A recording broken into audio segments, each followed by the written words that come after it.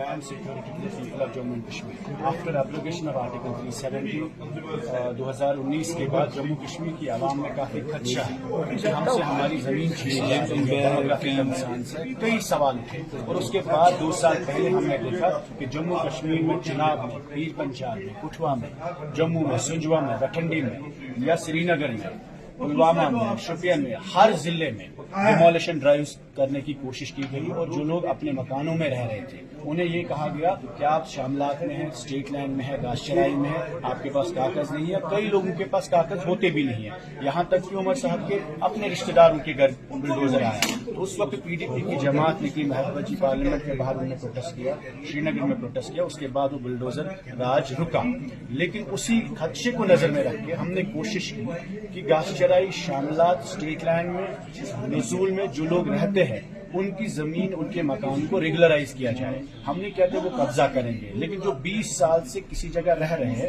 اس کو مالکانہ حقوق دیے جائے.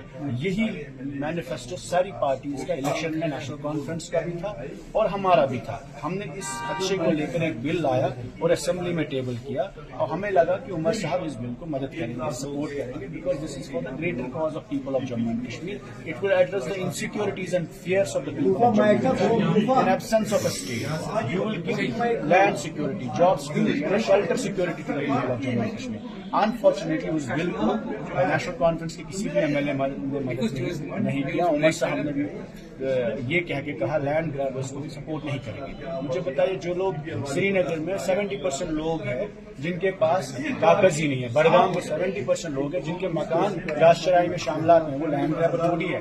20 سال سے جو لوگ اپنی وراثت پہ رہتے ہیں ان کو لینڈ گرابر نہیں کہنا چاہیے تھا. Unfortunately they have told B J P narrative, B J P نے سپورٹ کیا اور بی جے پی اس کو لینڈ جہاد کہتی ہے کیونکہ اس میں زیادہ کشمیر کے لوگ ہیں. Unfortunately we expected National Conference government to support this bill, but B J P and N C are on the same page and rejected our. Waheed sahab, آپ کو لگ رہا ہے پھر سے ایک بار دھوکہ دھڑی کی گئی ہے کیونکہ راجیہ سبھا کے چناؤں سے ہمارے ساتھ بھی ہے لیکن قوم کے ساتھ بھی ہے, لوگوں کے ساتھ بھی ہے جنہوں نے ووٹ ڈالے.